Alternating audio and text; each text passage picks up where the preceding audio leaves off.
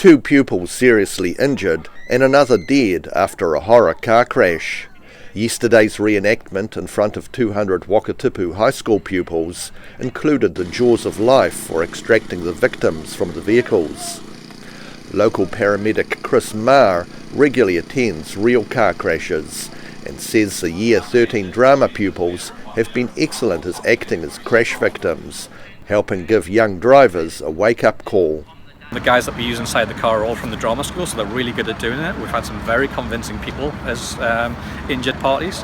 So it's just that, for want of a better word, scare tactic, that this is what could happen if you don't watch what you're doing. This year's horror smash included actor Annie Black, who was actually a cautious driver after seeing last year's crash simulation. My friends were in the practice last year, and it was quite sobering to watch them, and I got quite upset because they were my friends and they're really good actors. Organisers believe the training exercise can actually help reduce the road toll.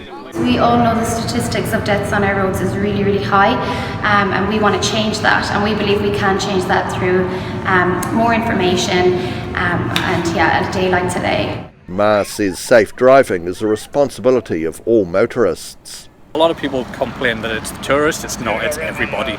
Everybody's in such a rush these days. They're wanting to get from A to B as quickly as possible, and a little bit of distraction, just not quite watching the surroundings. You can lead to some very bad crashes around here, definitely, including fatalities.